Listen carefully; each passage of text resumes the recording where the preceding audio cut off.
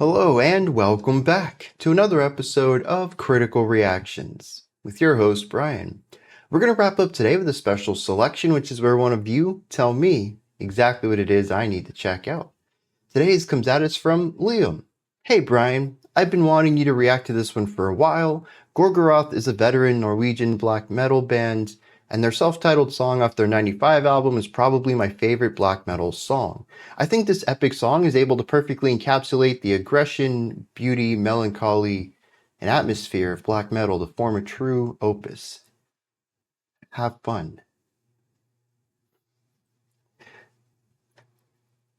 I know the have fun part is probably a bit more sincere, and hopefully this is an interesting take on black metal that will give me a different perspective on probably not a perspective on the genre as a whole, but a better representation of some of the peak elements of the genre.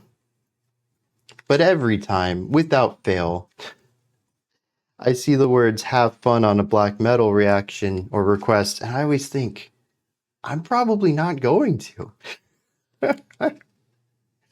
Oh, jeez. All right, so we have Gorgoroth. The track is Gorgoroth. The album is Antichrist, though. They didn't go for the trifecta on this one. Let's dive in. Oh, here's another thing, right? It is from 95. The only place you can find it is a YouTube upload. There's no Bandcamp. Well, there is a Bandcamp for the album. You can buy the physical media through their record label, I assume. It's not like gorgoroth.bandcamp.com, but they're not on Spotify. Even Metal Archives has very limited information about them, and yeah, I'm thinking this is going to be a bit more underground, but it is a 95 song. Let's dive in. These patterns I see in some of this more rarer black metal, it's usually not a good pattern to pick up on for me personally. Let's dive in though. I'm procrastinating. Let's rip the band-aid off and see what Gorgoroth is bringing to the table today.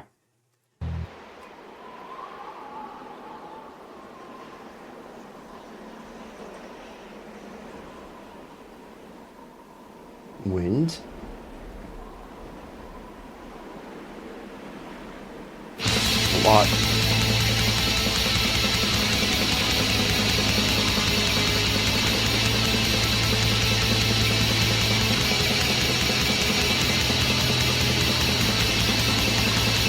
Pedal tone, moving notes occasionally.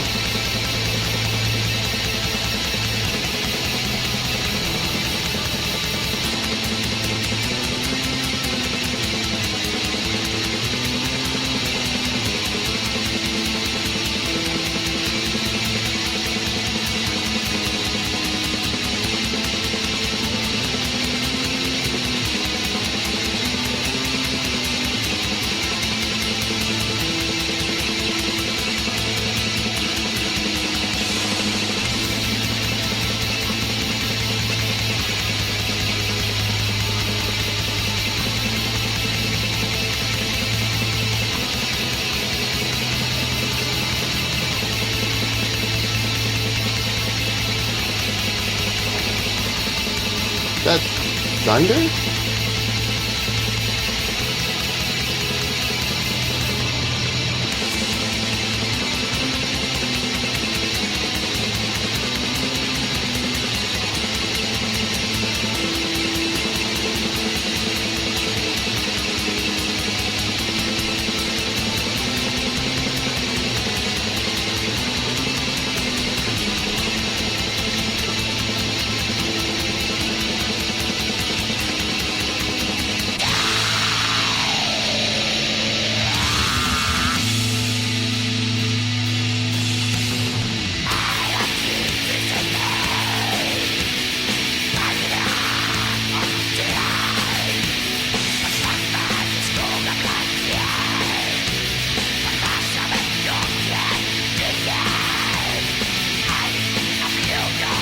A neat intro, but this two-chord verse there's so much room.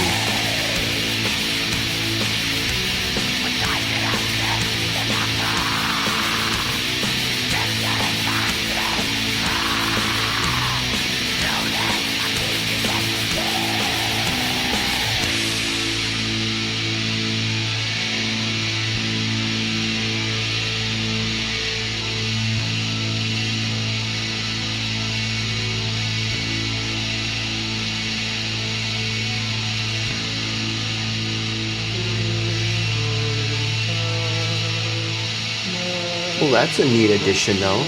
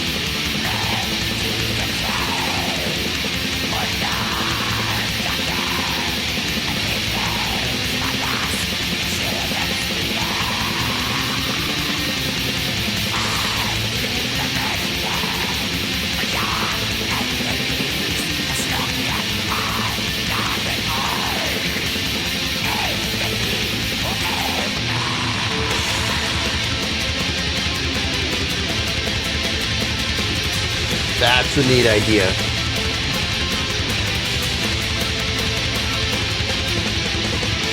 A little bit of phaser, the harmony. Ooh.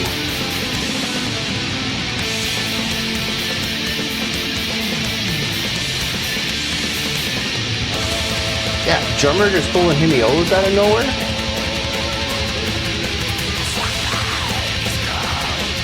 The phaser thing still going on in the back.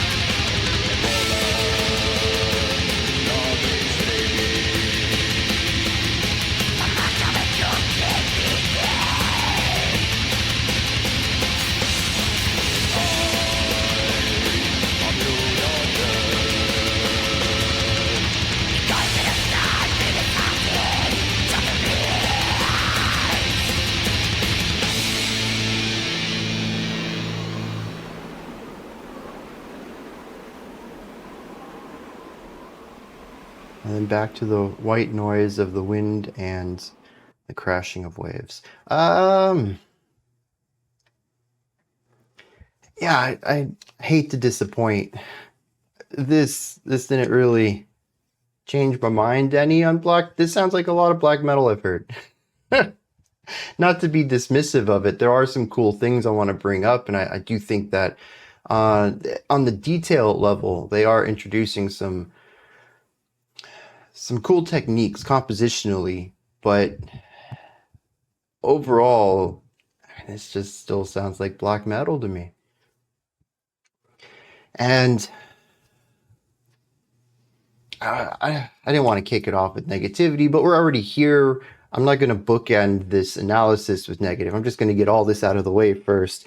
The song is super repetitive. For 6 minutes, there's 3 ideas here, and that's it. And one of those ideas is just play a note and then play a higher note with a bit of tension to it, and then come back down to the root. And it's just 75% of the riff is this, 25% that, back to this, and that tension is a quick resolution. And that took up like 2 minutes of the song. And it just had I mean, I'm not one to complain when we don't have blast beats, but the drum part to that was very straightforward too.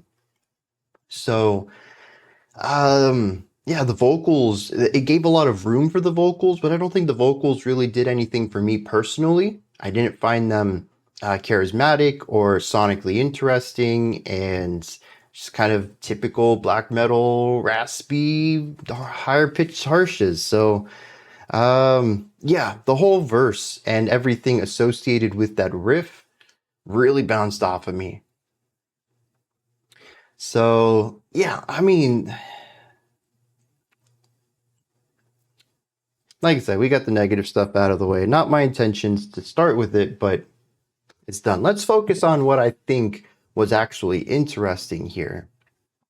To kick it off, the intro has some cool harmonic devices going on. We do have functionally primarily dyads, which is just a chord made of two notes, one from the left guitar and one from the right guitar. They move at different times. I had originally pointed out that one guitar was drone, just holding out a lower tone, and the other guitar was movement, sometimes changing notes before they moved as a group to the next chord. So they would change the notes that they're in before they push to the next part of the harmonic movement. That actually wasn't true. In fact, as soon as I said that, they switched roles. And this was actually something that happened quite frequently, where they would both play a single note. Right? So we'll stag it like this. And then they'll both move to a new chord. And then this one will have a little bit of movement. And then they'll move to different chords. Then they'll move to different chords. And this one have a little bit of movement. And then they'll move to different chords. And they sort of trade off who carries the movement. Now, this is primarily chordal. You notice that there isn't a lot of movement to that. It's not like we have any lead melody, but there is a melodic quality to this. And the trading back and forth gives the melody differing timbre qualities, as the two guitars have different tones to them. I'd say this is a very, very light Hocket, almost to a point that I didn't want to bring it up. I don't think that I would necessarily call this a Hocket, but if we doubled the speed that they moved, I absolutely would. And so for that reason, I'm going to call it a Hocket. I like this idea of trading roles back and forth. You don't just have the foundational guitar and the lead guitar, they alternate. And it gives the melody different textures, different timbres. It gives it different sonic qualities as we move through it. It feels more conversational rather than straightforward compositional, just regular music stuff. I like that. I also like the dyads and the chords being used in this section. There's a little bit of Baroque music influence to it. Very little bit. I would not call this classical, but you can feel the classical influence on it.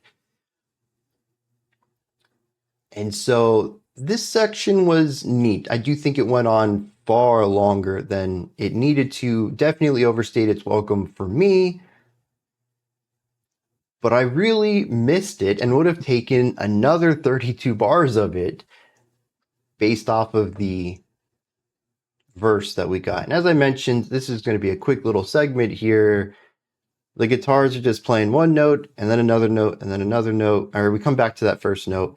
Drums are straightforward. The focus here is really on the vocals, and we get to hear them clearly, in a sense. We'll talk about this in a bit, the sound and production of this.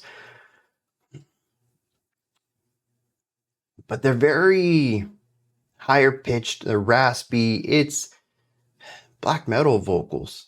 There's nothing really much to say about it, but I do think that maybe just because I've been exposed to this so much, it fits. I can't imagine any other vocal style popping up here, but I bring up this is 95, right? This is some of the earlier days of black metal. It's tough to call this iterative when this might have been closer to the forefront of the genre, but this is definitely the sound that I associate with black metal.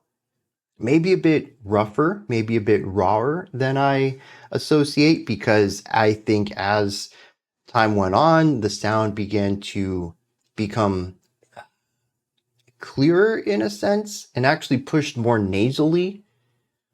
The technique just shapened up over time. This feels sort of like a higher pitched, rumble in the throat more so than a harsh vocal. But it's also something that I've heard with some of these earlier black metal vocalists as well. So again, not something I think is worth touching on too much, and it doesn't alter my understanding of the music, so I want to move on from here. I did think it was interesting that in the next section, though, the vocals come in clean. Now, granted, there's not a lot of power to them. They really could have used a bit of production on it. There's absolutely no touching up going on, I think, at all. Maybe a bit of EQ, but that's about it. It could definitely have used some volume automation. There are quite a few syllables that I found I could not hear what was being said at all, just super quiet. And then, one word or two words later, it's above the guitars and audible again. So definitely could have used a little bit of that, I think. But I did appreciate them. They were not powerfully delivered. They were in a very comfortable, I'd probably say this is close to the dude's speaking voice, and it was a nice change of pace, even though I don't really think it added much to the song besides sheer contrast, which this whole section being a bit lower energy, I appreciate that contrast. It doesn't stick around for very long though, and we end up coming back to this faster section that I actually enjoyed a bit more. We're changing notes every beat. I think we have 16 hits for each note. So we're looking at, 4 16th notes, which takes up a whole beat. And every beat we're changing notes. And there's this constant rising and falling action in the guitars that I think drives the end of the song. It brings an energy that despite the blast beats, despite the 16th note picking, even towards the beginning of the song, even in the verse, I don't really think they have. There's not a lot of momentum to this track, but here there is. Whatever is going on thematically or narratively, we are driving towards something rather quickly, or at least with an accelerated pace compared to where we have been. It brings back a little bit of that more antagonistic Baroque style chordal approach, but once again, it's more of a flavor more than anything else, and it's still very strongly rooted in metallic sounds. But it does provide some energy at the end of the song that I think it desperately needed. I really enjoyed this little bit of contrast throughout the track and the general phrasing and pacing throughout. Some sections, like I said, feel like they lasted just a little too long, but overall, I think that the movement between ideas is solid, and it's not something that I necessarily always hear in black metal. Even particularly looking at atmosphere and size, this song is constantly moving around between larger and smaller, faster and slower sections. And for a 6-minute song to have as many highs and lows as it does in this genre, I think it stands out a little bit in that regard. The last thing I want to touch on then is the guitar solos. The first solo was just the two guitars sort of doing whatever they want for 8 bars. It was kind of short. The left guitar ended its phrase and just held out a note about a bar or two before the right guitar. And then once they both just held out a note, they held out the note again for another bar. I'd like to go back and count that out and see exactly how long that was, but it felt like an extension. It felt like the solo was over and they wanted to hold it out just for another bar or two. So I'm kind of curious about that.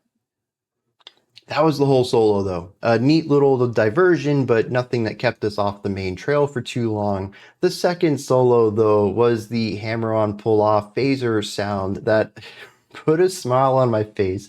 It just feels like it came out of nowhere. It's not a sound I associate with the genre. To me, this is a bit more experimental, but it works. I don't know what it is about it. I heard it and I was just like, you know what? That's kind of neat.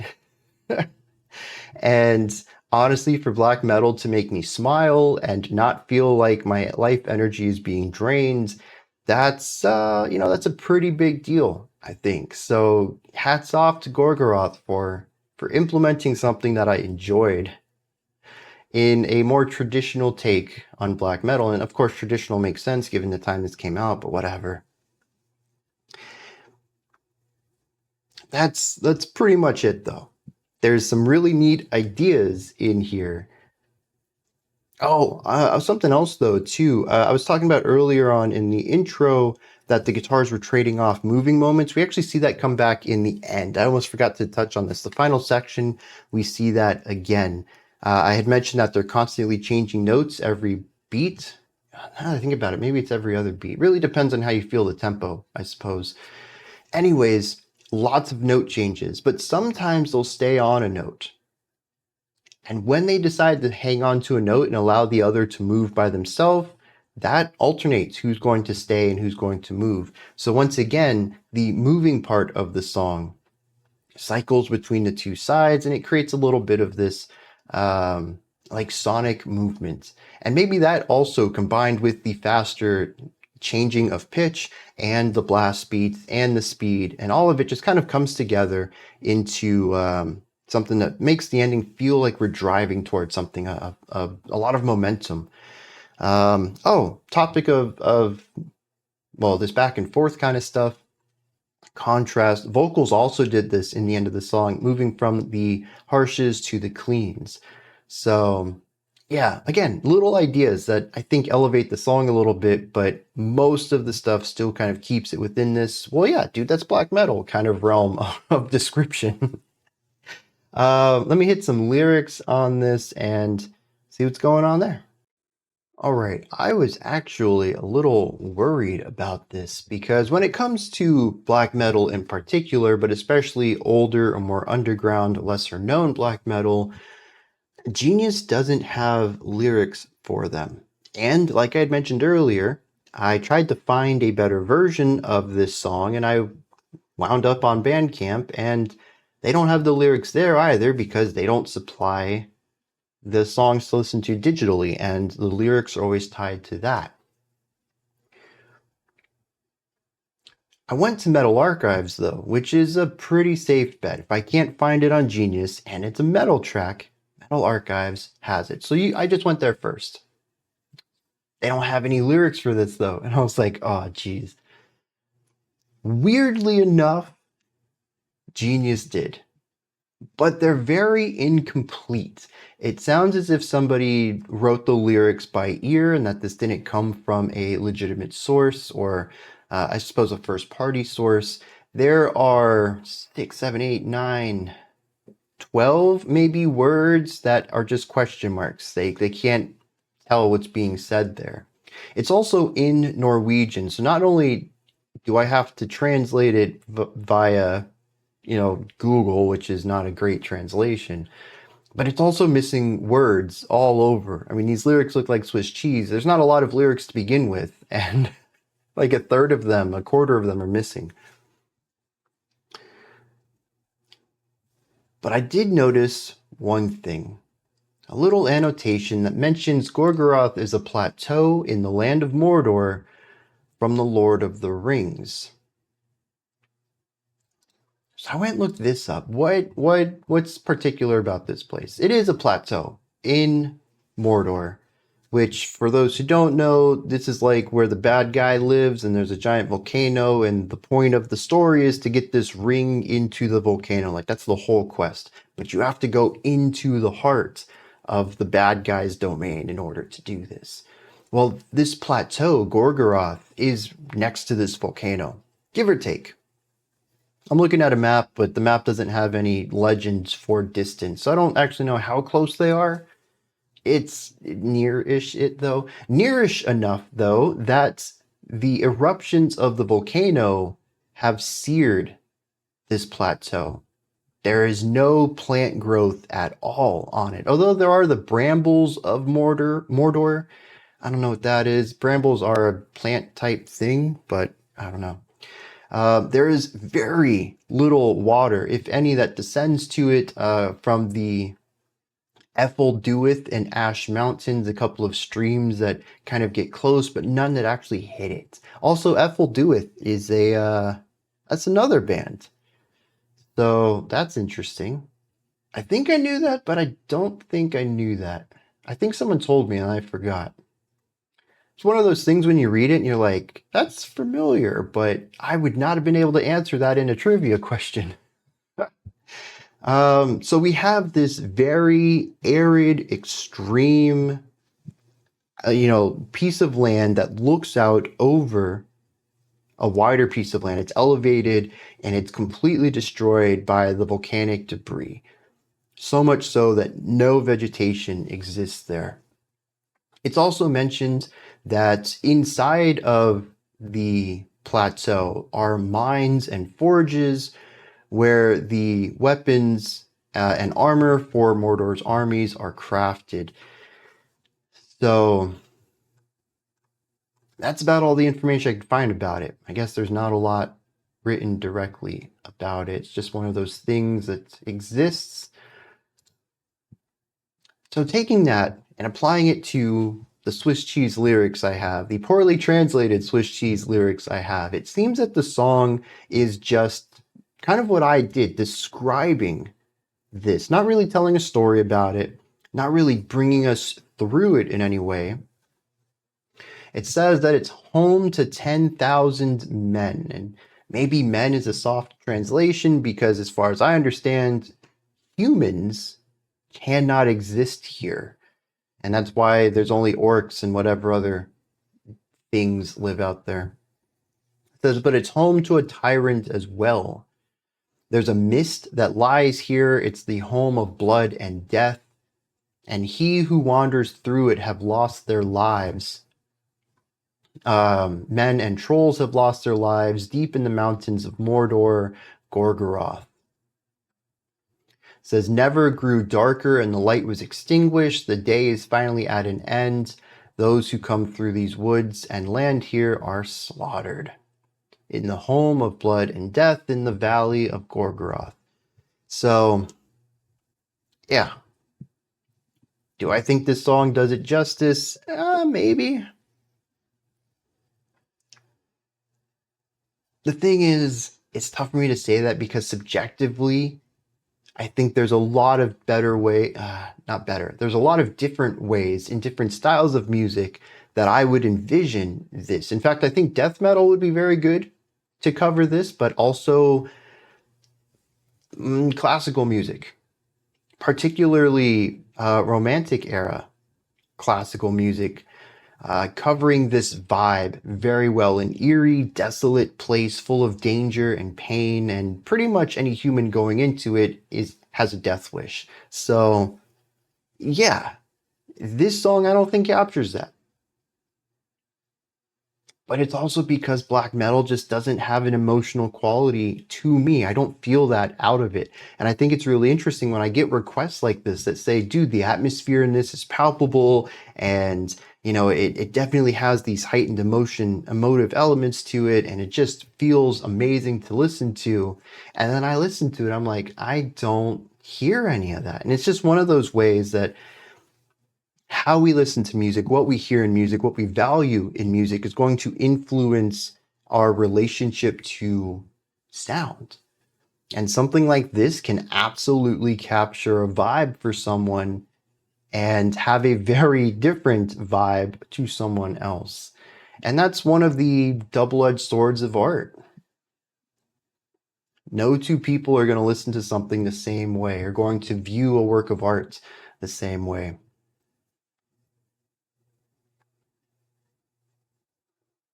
I've tried to be neutral on this and come at it from both perspectives. I hope I did this justice in some sense, but these are just my thoughts on Gorgoroth.